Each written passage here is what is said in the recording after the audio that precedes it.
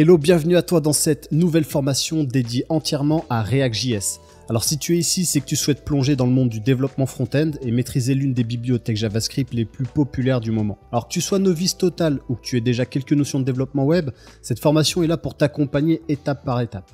Dans ce premier épisode, on va poser les bases nécessaires pour bien démarrer avec React. Je vais te montrer un petit peu tout ce que tu dois savoir pour te lancer sereinement dans l'apprentissage de cette technologie. Aujourd'hui, on va pas coder, on va passer en revue les grandes étapes de cette formation pour que tu saches à quel niveau il faut que tu sois pour t'y plonger et quelle va être la rigueur qu'il va falloir avoir pour devenir développeur web. Alors mon objectif ici, c'est pas de faire de toi quelqu'un qui connaît React.js, c'est plutôt quelqu'un qui va être capable de développer derrière, de trouver de l'emploi, des missions et pouvoir te lancer sur le marché, d'accord ? Faire de toi un développeur qui va être capable de prospérer dans le temps et qui va grandir pour pouvoir trouver ses premières missions et aller jusqu'à l'accomplissement. Ok, donc on va commencer tout de suite. Alors, quels sont les prérequis pour devenir développeur web ? Alors déjà, il va te falloir les connaissances de base en HTML, CSS et JavaScript. Ça, c'est vraiment la base. C'est ce qu'on appelle un petit peu les concepts fondamentaux. C'est du langage de programmation plutôt orienté bas niveau, d'accord ? Alors, bas niveau parce que ça part en dessous de l'échelle. Et puis comme ça, ensuite, on va empiler des connaissances un peu plus techniques avec de la logique un peu plus forte sur d'autres concepts. Mais ici, l'objectif, c'est au moins de connaître le rôle du HTML, du CSS et du JavaScript, être capable de structurer le HTML, d'accord, avoir une connaissance des balises, des éléments, des attributs qu'on peut retrouver dans ce langage-là. Encore une fois, le rôle du CSS, mais bien sûr, la notion de sélecteur de propriété de valeur, être capable, d'accord, d'associer du CSS à du HTML et de pouvoir justement contribuer un petit peu à l'esthétisme de ton code. Et puis ensuite, un petit peu de logique JavaScript, être capable de définir des variables, de créer des fonctions, des conditions, créer des boucles. Voilà, c'est vraiment des notions qui sont fondamentales. Ok, donc je t'invite vraiment à apprendre ce type de langage avant de démarrer cette formation. D'ailleurs, si ça t'intéresse, indique-moi en commentaire si tu souhaites une formation détaillée et structurée telle qu'on va le faire avec React sur ces langages HTML, CSS et JavaScript. Si c'est quelque chose qui intéresse, si je vois qu'il y a de la demande, je ferai une formation complète à ce niveau-là. Ok ? Alors, il va te falloir également des notions de développement web.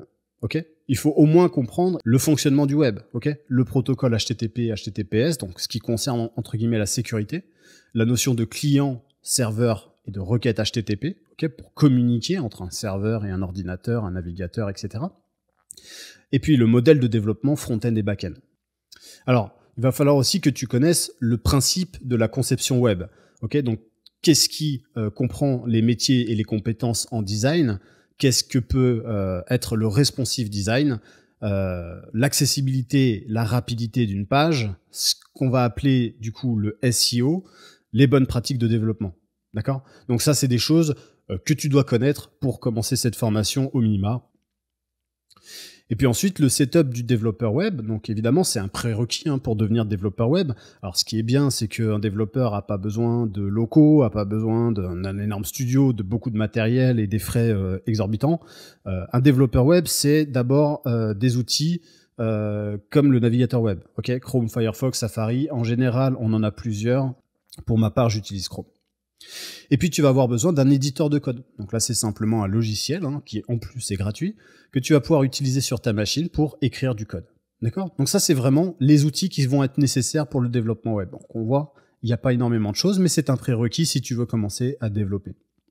Et puis ensuite, on va parler d'environnement de développement. Ici, c'est plutôt une méthode, d'accord, une configuration de ton ordinateur. Ici, l'objectif, c'est d'installer et personnaliser ton éditeur de code, avoir différents environnements de travail, et là on va parler dans la formation de l'environnement local dans lequel tu vas travailler, qui va pas être accessible sur Internet, un environnement de staging que tu pourrais utiliser pour faire des démonstrations avec soit tes partenaires, soit tes clients pour montrer des résultats sans affecter le projet en production, d'accord, l'application ou le site qui va être lui livré en production et qui va être utilisé par des utilisateurs réels. Et puis tu vas avoir l'environnement de travail de production. Et puis ensuite, tu vas aussi avoir besoin d'outils de développement intégrés au navigateur qui possèdent une console, un réseau et un inspecteur. Ok, donc tout ça constitue finalement les prérequis pour devenir un développeur web. Si tu as une bonne connaissance de tout ce qu'on vient de citer jusqu'à maintenant, t'es le bon profil pour pouvoir démarrer cette formation. S'il y a beaucoup de choses que tu ne connais pas et que tu ne maîtrises pas, indique-le moi simplement en commentaire et moi je me chargerai de faire une petite formation dédiée pour chacun des éléments qui pourraient t'aider pour que justement tu puisses accéder à cette formation. Mais je te déconseille dans tous les cas de l'entreprendre si vraiment il y a des notions qui sont vraiment très obscures pour toi. c'est que tu n'as pas encore le niveau suffisant pour pouvoir l'intégrer. Ok ? Alors, comment va se dérouler la formation ? Donc, cette formation, elle est adaptée aux amateurs et débutants en développement web. Autrement dit, des personnes qui n'ont pas d'expérience. Donc, évidemment, si toi, tu as l'habitude de coder sur React et que tu maîtrises plutôt pas mal, ce que tu vas faire, c'est plutôt regarder certains chapitres de cette formation-là. Il y en a seulement certains, seulement quelques-uns qui pourraient t'intéresser. En tout cas, reprendre toute la formation, ça ne sera pas très utile pour toi. Alors nous, ce qu'on va faire, c'est apprendre de manière progressive, étape par étape. On va pas du tout brûler les étapes, on va commencer petit à petit dans un ordre logique, d'accord ? Donc les bases et les fondamentaux seront étudiés, en fait, dans un ordre d'apprentissage logique. Alors pour suivre le parcours correctement, il est impératif de suivre chaque épisode. C'est là où j'insiste là-dessus, parce que je vois très bien, hein, c'est pas la première formation que je fais, je vois beaucoup de gars qui grattent un épisode, qui en sautent un ou deux parce qu'ils ont pas trop le temps, qui arrêtent en plein milieu, qui reprennent 6 mois après. Non, c'est négatif direct, ça sert à rien, c'est carton rouge. Si tu démarres et si tu veux devenir développeur web, si tu veux accéder à un métier qui paye bien, un métier qui est vraiment hyper intéressant, il faut que tu sois concentré à ton maximum. Donc si t'es pas concentré à ton maximum, mets pause, arrête ton navigateur et va regarder un film Netflix, ça sert à rien que tu continues. Je te le dis tout de suite, tu vas être en échec, tu vas juste perdre ton temps. Alors ensuite, on va créer une playlist qui sera dédiée et proposée sur la chaîne pour naviguer étape par étape. Donc là, c'est très important de comprendre qu'il va y avoir une playlist et que si tu veux accéder à chacun des chapitres, il faut utiliser la playlist. En plus, YouTube te permet de savoir quelle vidéo t'as fait, quelle vidéo t'as pas fait. Ça te permettra d'éviter de sauter une vidéo. C'est vraiment ce qu'il faut absolument pas faire. Alors chaque épisode sera construit, lui, sur la base d'une partie théorique et d'une partie pratique. Là, j'insiste beaucoup parce que chaque épisode on va d'abord parler de théorie. Je vais t'exposer les bases de ce qu'on va apprendre dans la vidéo. Et ensuite, on aura des exercices pratiques qui seront concentrés sur le développement web. Donc, on créera des petits systèmes, des petits schémas isolés pour que tu puisses ensuite comprendre et pratiquer sur la théorie qu'on aura vue jusqu'avant. D'accord ? Donc, chaque épisode de la formation sera constitué sur cette même base. Donc ici, évidemment, si un chapitre semble mal compris, il faut retourner en arrière et ne surtout pas survoler la formation. D'accord ? Si ton objectif, c'est de la voir comme tu regarderais une série, c'est mort. Il va falloir pratiquer, écouter la théorie et ensuite pratiquer. D'accord ? Il ne faut pas faire que regarder la vidéo. Alors évidemment, je te parlais tout à l'heure de la partie théorique et de la partie pratique. Si tu sautes la partie pratique, ne t'étonne pas si tu n'arrives pas à devenir développeur web à la fin de cette formation. Bien sûr, il y a un lien qui est disponible sur la page d'accueil de Coders Monkey et ça permet de rejoindre le groupe d'aide pour poser des questions, etc. Donc, s'il y a quelqu'un qui répond, il y a quelqu'un qui répond. Parfois, il y a personne qui répond, tout le monde est en stand-by, tout le monde bosse de son côté. Ça arrive. T'énerve pas, mais pose des messages, pose des questions et puis s'il y a quelqu'un pour te répondre, on te répondra et on t'aidera avec bienveillance. Alors, Coders Monkey, c'est quoi ? C'est simplement le site de la communauté de la chaîne Remote Monkey, la chaîne que tu es en train de regarder actuellement. C'est ici que tu vas pouvoir, par exemple, rejoindre le groupe des singes codeurs, où il te suffit simplement de cliquer ici, et puis tu peux créer un compte, pourquoi pas. Tu verras que tu accéderas à des sources de différentes formations, et puis tu auras pas mal de choses qui vont venir se mettre en place sur le projet petit à petit. Donc, n'hésite pas à créer un compte, comme ça, moi aussi, j'ai ton email. Je peux de temps en temps t'envoyer des nouveautés, et puis parler un petit peu avec toi. Alors, rentrons un petit peu plus dans le cœur du sujet. À quoi sert React.js ? Alors, déjà, il faut comprendre le concept de bibliothèque JavaScript et de compilateur. Le rôle de React dans la conception d'interface utilisateur dite dynamique, c'est déjà une librairie JavaScript qui s'appelle React.js, qui se concentre principalement sur la construction de l'interface utilisateur. Donc ici, on n'est pas dans un nouveau langage de programmation, d'accord ? C'est pas un framework, c'est une librairie, ok ? JavaScript, qui a été créée pour être utilisée avec plus de simplicité. La librairie est censée nous apporter beaucoup plus d'informations, beaucoup plus d'éléments, beaucoup plus de possibilités pour faire de plus belles choses, de meilleures choses. D'accord ? C'est comme ça qu'il faut le voir. React.js est une extension de JavaScript. Elle ne peut pas être interprétée par un navigateur. Ça, c'est très important. C'est-à-dire que techniquement, ton navigateur, quand tu codes quelque chose, quand tu lui codes en React, lui, il va pas être capable de te comprendre. Il va falloir traduire ensuite ton code dans un langage qui s'appelle le JavaScript. C'est pour ça qu'on parle de compilateur. C'est-à-dire qu'à un moment donné, on va prendre ton code React, on va le compiler pour qu'il soit compréhensible, d'accord ? Compiler, traduire, tu peux l'imaginer comme ça, pour qu'il soit compris par ton navigateur. Donc, comme je te le disais, c'est pas un framework. Il peut donc être associé à d'autres technologies composant la stack technique. Donc, comme je te l'ai expliqué, on va compiler du code vers JavaScript natif. Ça, c'est obligatoire. Alors par contre, React, c'est très important de le souligner, ne permet pas de travailler côté serveur. On peut pas faire du back-end avec React. Ok ? Alors maintenant que c'est dit, qu'est-ce qu'on peut faire et puis qu'est-ce qu'on peut pas faire? Donc déjà, on peut concevoir des sites et des applications web, ce qu'on appelle aujourd'hui des SaaS. On peut écrire des structures HTML directement dans le code JavaScript. Ça, c'est plutôt exceptionnel. On peut implémenter ce qu'on appelle un routage pour naviguer entre différentes pages selon la structure de ton application. React va nous permettre d'optimiser les performances en UI. On va créer des vues dynamiques qui peuvent changer en fonction de certains contextes, certains critères. Et on peut également intégrer des API externes qui, elles, vont communiquer avec des services externes pour récupérer ou envoyer des données. D'accord ? Typiquement, on va te demander des articles de blog, on va te demander des commentaires, on va te demander des images, on va te demander des vidéos pour pouvoir les afficher. Alors, qu'est-ce qu'on ne peut justement pas faire avec React ? On ne peut pas, par exemple, exécuter du code serveur, comme gérer des requêtes HTTP. On ne peut pas gérer des bases de données. On ne peut pas servir des pages web, comme un serveur, par exemple. On ne peut pas générer des pages HTML statiques sans un outil supplémentaire, et ça on le verra aussi par la suite. On ne pourra pas gérer l'authentification d'un utilisateur, tu vois, de bout en bout, email, mot de passe, etc. Il va nous falloir d'autres outils. On ne pourra pas réaliser des tâches de back-end toutes simples comme l'envoi d'email ou la gestion d'un fichier. Alors évidemment, c'est des choses qu'on va faire différemment, mais là, ça sera plutôt un travail de développeur full stack et pas un travail de développeur front-end. Alors en chiffres, qu'est-ce que ça donne ? 42% des développeurs qui utilisent React. Donc ça, c'est selon les statistiques de Stack Overflow. C'est une statistique, quand même, qui est importante. C'est un critère très intéressant, puisqu'on 42% des développeurs qui utilisent React, okay, donc à comprendre 42% des développeurs front-end, bien sûr, c'est beaucoup. D'accord ? C'est presque la majorité. L'autre majorité se partage en d'autres frameworks. Ok ? Donc c'est énorme. Il y a beaucoup de développeurs qui utilisent React. Donc c'est un critère fort. Ça indique qu'il va y avoir de la concurrence, mais ça indique aussi qu'il y a une énorme hype de ce framework-là. Alors, se spécialiser avec React.js, finalement, c'est l'assurance de trouver des opportunités. Ça, faut pas me croire sur parole. Il suffit simplement de checker un petit peu. Alors, je sais qu'il y a différents échos. Il y en a qui disent qu'ils trouvent pas de mission. Il y en a qui disent qu'ils trouvent pas de travail. Oui, mais ça ne vient pas du framework. Ça vient de ta capacité à trouver un emploi. Ça vient de ta capacité à te vendre. Ça vient de ta capacité à apporter une espèce de confiance entre la personne qui va t'employer et toi.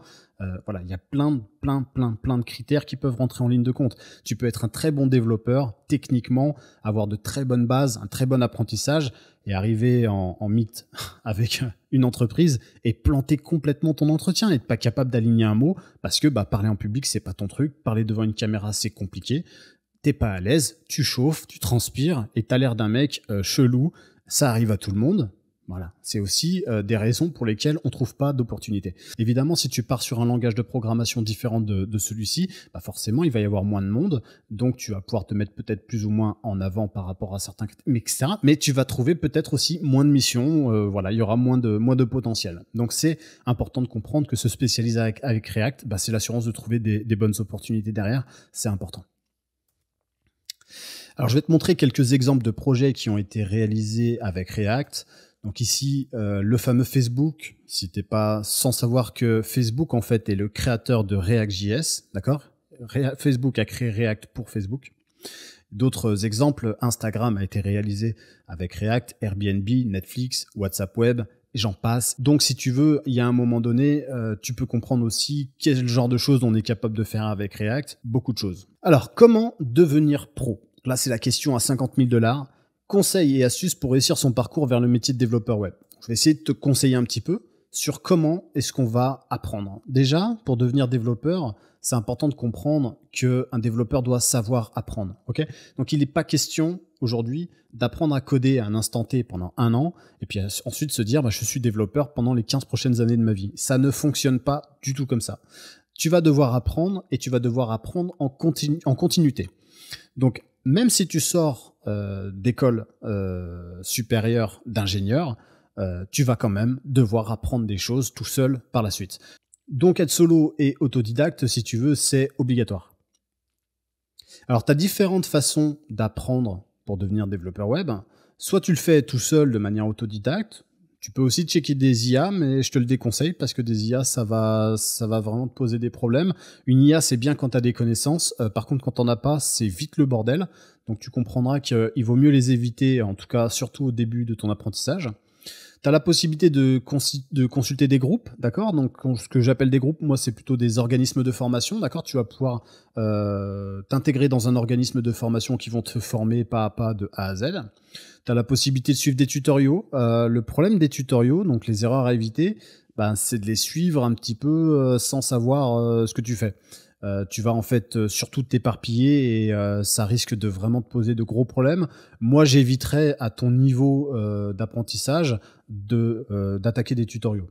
Alors par contre, tu as la formation complète, donc c'est vraiment ce que je propose aujourd'hui sur cette vidéo, sur ma chaîne. La formation complète, c'est vraiment la possibilité d'apprendre les concepts de A à Z, mais surtout par la même personne. Parce que si tu apprends différentes choses à travers différentes personnes, et encore plus, tu vois, au début, quand tu es vraiment au début de ton apprentissage, tu risques d'en avoir par-dessus la tête parce que bah, dans le développement, il y a plusieurs routes pour arriver à Rome. Donc c'est compliqué. C'est compliqué parce que moi, je peux t'apprendre X, quelqu'un d'autre va t'apprendre Y. Nous, on saura que c'est la même chose, mais toi, tu auras l'impression d'apprendre deux choses différentes et tu vas juste te perdre. Donc la formation complète, c'est le bon délire, c'est le bon truc, parce que ça va vraiment te permettre de démarrer de A à Z. Donc voilà, VS, les tutoriaux, moi, je te préconiserais d'attaquer de la formation complète. Alors quel est le meilleur moment pour suivre une formation complète? Ben au début. C'est-à-dire que quand tu as pas de connaissances, c'est le moment parfait. Après, quand on a beaucoup, c'est pas super efficace une formation complète parce que c'est barbant, tout simplement. Tu vas apprendre des concepts que tu connais déjà, tu vas juste apprendre petite chose par petite chose au fur et à mesure des chapitres. Mais bon, un chapitre de 50 minutes pour que tu apprennes quelque chose qui t'a pris 5 minutes en fait, c'est pas très cool. Donc une fois que tu as pas mal de connaissances, là tu pars sur du solo ou des tutoriaux et là tu vas essayer de gratter un petit peu des informations. Mais la formation complète, le meilleur moment pour la faire, c'est dès le départ. Donc c'est maintenant, si tu te sens vraiment pas d'attaque à être capable de coder, c'est le bon moment pour la suivre. Après, tu as les bootcamps qui est aussi une bonne possibilité. Alors attention, il y en a certains qu'il faut éviter. En tout cas, ce qu'on te dit pas, c'est que le bootcamp, c'est quand même express, d'accord? Donc moi, je leur jette pas la pierre. Évidemment, de toute façon, le bootcamp, en théorie, hein, c'est quand même relativement cher. Donc t'imagines, si on le faisait sur 3 ans, tu pourrais simplement pas te le payer. Donc les gars, il faut aussi qu'ils proposent une offre sur le marché qui existe, d'accord? Il faut un marché qui existe. Donc l'idée, c'est de faire des choses un petit peu urgentes. On aime ou on n'aime pas, mais le problème du bootcamp, c'est ça, c'est le degré d'urgence. C'est vraiment la rapidité à laquelle tu vas apprendre les informations. C'est un petit peu compliqué, d'accord? Parce que du coup, un bootcamp, c'est 100% présentiel. Donc du coup, faut être présent. Il y a des petites complications. On va s'adresser à une classe, donc celui qui comprend moins vite, c'est un peu compliqué pour lui. Et puis t'as pas la possibilité de le faire à ton rythme. D'ailleurs, ça me lance sur le dernier point, la notion de présentiel ou remote. Voilà, quel est un petit peu ton style d'apprentissage? Est-ce que toi tu préfères être en présentiel, avoir un prof, des élèves, des gens avec qui discuter, ou est-ce que tu préfères plutôt le remote, hein, le fait de travailler chez toi, de pouvoir travailler à 4 heures du matin parce que c'est ton truc, tu vois, de pouvoir mettre sur pause, de pouvoir digérer le contenu, de pouvoir te le repasser, etc. Voilà, c'est un petit peu ta façon d'apprendre. Est-ce que tu es plutôt présentiel, remote? Moi, je sais que voilà, il y a des deux, hein. Moi, je suis plutôt remote. Pour moi, par exemple, la formation complète, c'est le meilleur deal. Donc, c'est ce que je propose sur ma chaîne. Alors, dans tous les cas, peu importe, rien ne sert de courir. Il faut arriver à point, ok? L'éparpillement, c'est vraiment le pire ennemi du développeur. D'ailleurs, je pense qu'on s'éparpille tous. Si tu as soif d'apprendre, tu vas t'éparpiller. Si tu n'as pas de connaissances, tu vas t'éparpiller. Donc, dans de nombreux cas, on va s'éparpiller. Ici, l'objectif de cette formation complète, c'est vraiment que tu suives les étapes de A à Z. Donc, ne cours pas. Reviens en arrière si tu en as besoin. Et ne va pas chercher d'autres choses. C'est pas parce que tu viens d'apprendre des trucs dans cette formation qu'il faut la quitter. Et je parle en connaissance de cause. N'oublie pas que je parle avec des gars qui suivent mes formations. On a une communauté, on se parle, et c'est souvent que j'entends des mecs qui n'ont pas fini la formation parce qu'ils avaient tellement les doigts chauds qu'ils se sont dit « Attends, je vais coder un truc parce que j'ai appris tellement de trucs, j'ai envie de voir si ça fonctionne et tout. » Voilà, les mecs sont trop pressés. Au bout du compte, ils finissent pas la formation. Si tu as déjà fait des tutos ou des formations, je suis sûr que ça t'est déjà arrivé. Je serais vraiment pas étonné. Donc ne le fais pas. Ne le fais pas parce que ça va être ton pire ennemi. Suis la formation du début jusqu'à la fin et quand tu auras fini, eh ben, tu passes à autre chose. Ok, mais chaque chose en son temps. Si tu fais pas ça, tu vas pas avancer. Un développeur doit savoir où et comment apprendre par lui-même. Ça, c'est la base. Mais il a besoin d'un point de départ. Et moi, ça, c'est ce que je propose dans cette formation. Alors, une fois que tu auras appris, que tu auras des bases plus ou moins solides et que tu seras capable de rentrer sur le marché, qu'est-ce qu'on fait? C'est un petit peu la question qu'on va se poser une fois qu'on aura vraiment des connaissances. Donc, est-ce que tu vas plutôt te lancer comme étant un freelance, ce que beaucoup déconseillent, ou un salarié? Dans tous les cas, il y a une seule et même base commune. Il faut être capable de faire ce qu'on te demandera de faire. Sans quoi, il faut continuer de te former. Cette phrase, elle n'est pas compliquée. Soit tu es capable de faire ce qu'on te demande, soit tu n'es pas capable et ça veut dire que tu n'es pas suffisamment formé. D'accord? Donc, comment savoir à quel moment est-ce qu'on doit se lancer dans notre apprentissage? À quel moment on définit qu'on a suffisamment appris pour rentrer sur le marché? Puisque, comme je te l'ai expliqué, tu seras continuellement en train d'apprendre. Et ben, c'est comme ça. Si à un moment donné, on te demande de faire des choses que tu ne comprends pas, soit tu vas chercher des missions qui sont un petit peu trop haut niveau pour toi, d'accord? Ça existe aussi. Mais si vraiment tu vois bien que t'es jamais capable de rentrer sur une mission, c'est que tu as besoin de te former, c'est que t'es pas suffisamment prêt. C'est le seul marqueur qui va te permettre de savoir si tu dois te lancer ou pas. Alors, comme je te l'ai dit, il y a vraiment une seule et même base commune. Il faut avoir de l'expérience, mais de l'expérience variée. D'accord? Il faut avoir plusieurs cordes à ton arc. Il faut être capable de savoir faire plusieurs choses.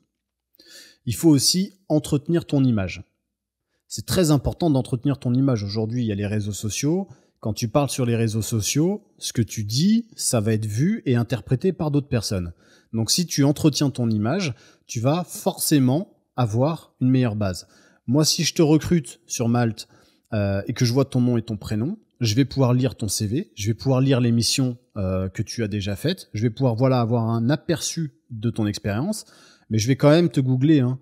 Je vais te checker, je vais mettre ton nom sur Google, je vais essayer de voir à quoi tu ressembles, je vais essayer de regarder un petit peu sur tes réseaux, je vais voir si tu fais des fautes d'orthographe, je vais voir si tu es plutôt sociable, si tu es carré, je vais voir un peu ton état d'esprit sur des réseaux, d'ailleurs même qui sont pas forcément professionnels. Donc entretenir son image, c'est par là que ça commence. Donc plutôt que de faire en sorte qu'on ne te trouve pas sur Google, ça arrive aussi pour beaucoup d'entre vous, bah fais en sorte qu'on te trouve. Par contre, fais en sorte que ton image soit bonne. Donc entretenir son image, ça veut pas dire faire en sorte qu'on ne te trouve pas. Ok? Améliorer sa communication, ça c'est le plus important. Chaque entretien que tu vas faire te donne de l'expérience dans ta communication. Donc c'est pas grave de rater un entretien. Évidemment, j'imagine que c'est relou pour quelqu'un de rater tous ses entretiens. Il y a un moment donné, on panique, ça je te l'accorde. Mais améliorer ta communication, ça se fait aussi en faisant des entretiens et en ayant des échecs. Donc c'est de l'expérience que tu dois prendre. Parce que ça, améliorer ta communication tout seul devant ton ordinateur, tu vas avoir du mal. Pourquoi on améliore sa communication? Parce que quand on travaille en équipe, surtout quand on travaille à distance, on a besoin de pouvoir expliquer des concepts. D'accord? Donc un client va t'expliquer ce qu'il a besoin. Toi, il va falloir que tu arrives à comprendre son besoin, à restituer des informations. Et même si tu as passé le stade de l'entretien et que tu travailles avec une entreprise, avec des clients, etc., il va falloir que tu sois capable de leur dire qu'à un moment donné, il y a une difficulté qui s'est installée, il y a un contexte qui est problématique qu'il va falloir améliorer. Tu vas devoir communiquer avec des membres de ton équipe, avec d'autres développeurs, mais aussi à des gens qui ne comprennent pas un seul mot de code. Donc il va falloir être capable de refactoriser un petit peu les informations, de pouvoir les ressortir, qu'elles soient comprises, etc. La communication, c'est fondamental. D'ailleurs, la communication, en général, ça apporte un niveau de confiance fondamental dans un débat. Donc, si on a confiance en toi, en général, on va vouloir travailler avec toi. Si on n'a pas du tout confiance en toi, c'est que tu as sûrement une mauvaise communication. Malgré que tu sois compétent et technique, c'est possible que tu rates un entretien parce que tu as une mauvaise communication. Donc, c'est vraiment quelque chose qui est primordial à partir du moment où tu vas commencer à devenir pro, à vouloir devenir pro en tout cas. Alors, il y a une étape aussi que tu pourrais négliger parce que beaucoup le font, c'est constituer un portfolio complet et précis. D'accord? Donc, constituer un portfolio, c'est pas créer un site qui ressemble à un CV et puis marquer tous les frameworks que tu as fait, une liste des frameworks que tu connais. Ça sert à rien du tout. Le portfolio, c'est montrer ton image, montrer ce que tu es capable de faire. Donc, je vais t'expliquer ça très brièvement.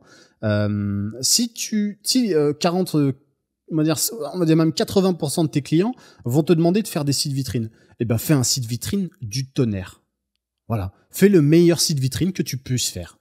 Parce que si ton portfolio, c'est exactement ce que les gens vont te demander de faire, bah, les gens vont tout de suite avoir la preuve que tu es capable de faire des choses. Et donc, plus tu vas avoir un portfolio complet et précis avec plusieurs exercices, plusieurs technologies, plusieurs trucs et que tu vas être capable de montrer ce que tu sais faire, les gens vont avoir confiance en toi, tout simplement.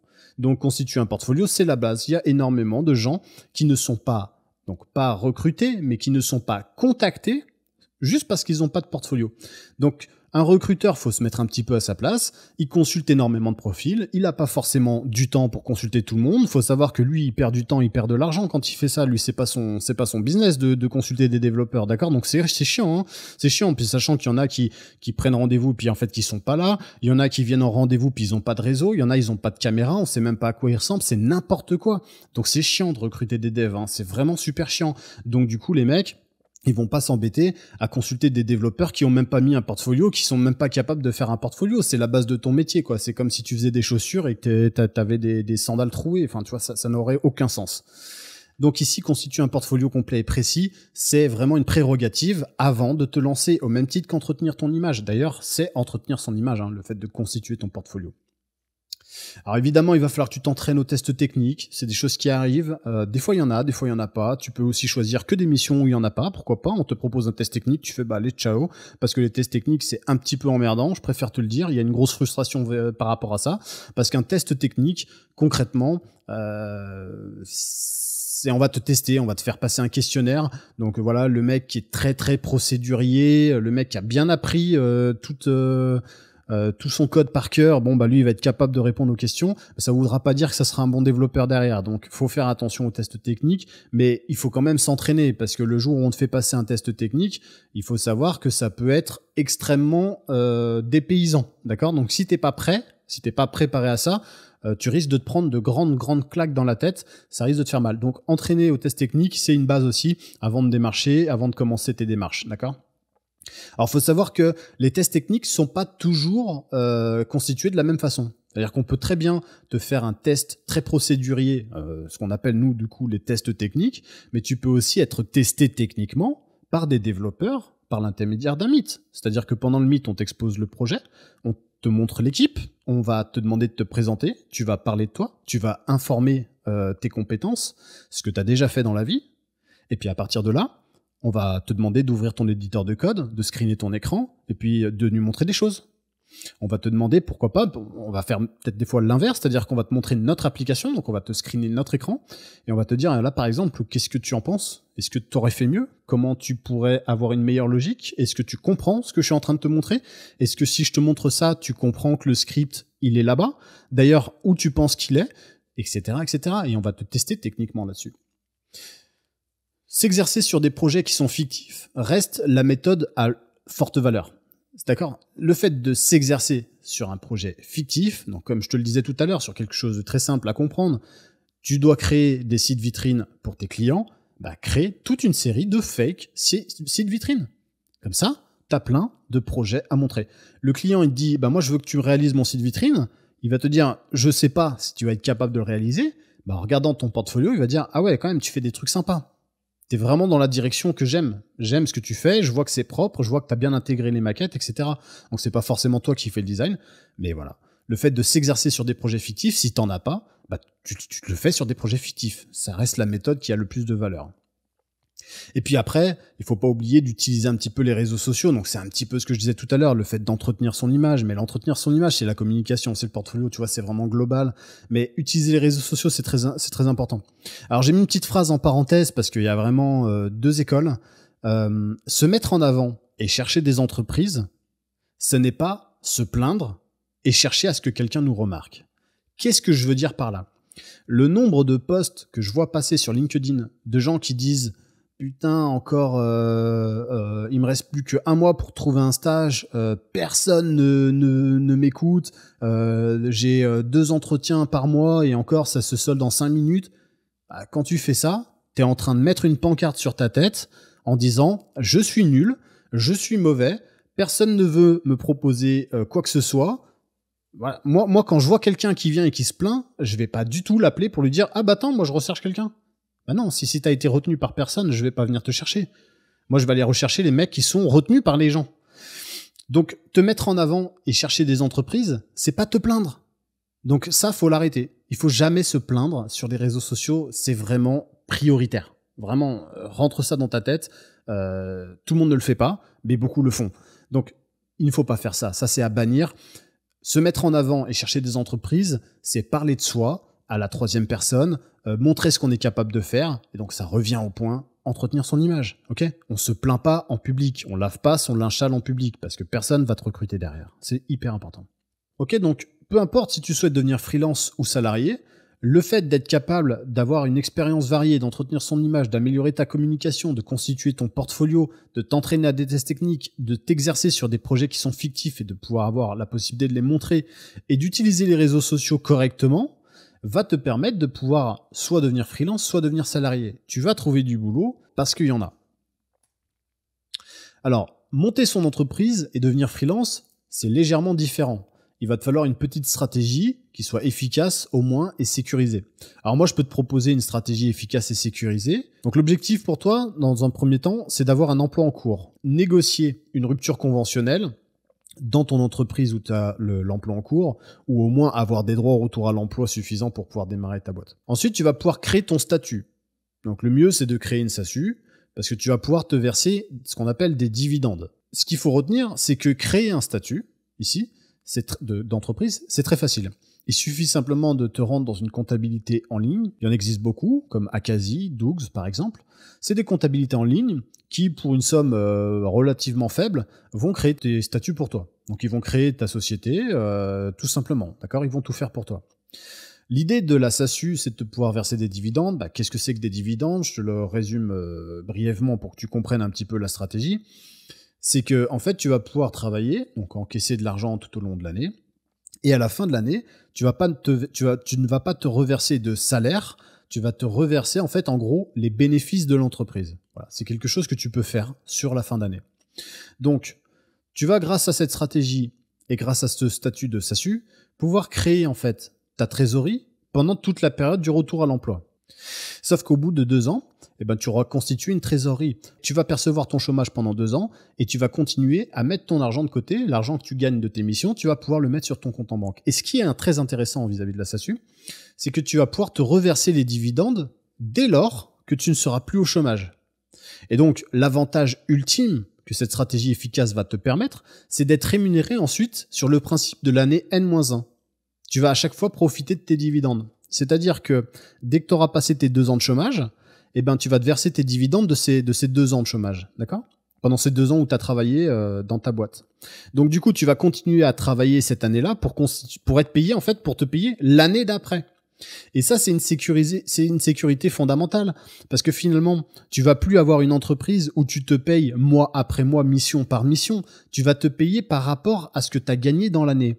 Donc, si tu as travaillé pendant 1 an, tu sais exactement qu'est-ce que tu vas te reverser l'année prochaine et quels vont être tes salaires de l'année prochaine. Donc, si tu as fait 150 000 € de chiffre d'affaires pendant l'année, si tu gagnes 150 000 €, tu sauras exactement combien tu vas te payer. Mais tu vas te payer en sécurité puisque tu vas te payer sur l'année que tu as déjà travaillé. Donc, tu travailles pendant 1 an et tu te reverses le salaire de l'année N-1 que tu as fait fructifier finalement sur ton compte professionnel. D'accord ? Donc ça, c'est une stratégie, par exemple, qui peut te permettre de monter ton entreprise et de devenir freelance de manière très efficace et sécurisée. Donc moi, je refuse toutes les personnes qui vont m'envoyer des messages pour me dire c'est impossible, on trouve pas d'emploi, etc. Avec une méthode comme celle-là, donc sauf si évidemment t'as pas le droit au retour à l'emploi où là ça va poser des complexités différentes, mais avec une stratégie comme celle-là, si tu habites en France et que tu as un emploi en cours et que tu arrives à négocier une rupture conventionnelle, franchement, je vois pas comment c'est possible de se rater. C'est pas possible. En 2 ans, c'est sûr que tu trouves des missions, c'est sûr que tu fais fructifier de l'argent, c'est sûr que tu te lances avec 2 ans d'activité, tu as de l'expérience, quand tu arrives sur la 3e année, c'est bon, t'es sur le marché, mon gars. Il n'y a pas de souci. Ok ? Donc, c'est une stratégie à retenir. C'est quelque chose qui peut t'aider si tu souhaites monter ton entreprise à la fin de cette formation pour devenir freelance. Alors, un autre chiffre 300 € par jour, c'est le TJM médian d'un développeur web junior, d'accord? Donc c'est le taux journalier moyen. Donc c'est en gros ce qu'un freelance, un développeur web junior facture par jour à ses clients. C'est un TJM qui est vraiment naturel, hein, ok? Il n'y a aucune raison d'avoir honte de facturer son temps à ce prix. C'est même une fourchette qui est plutôt basse. Rappelle-toi qu'un bas prix, c'est souvent synonyme de basse qualité.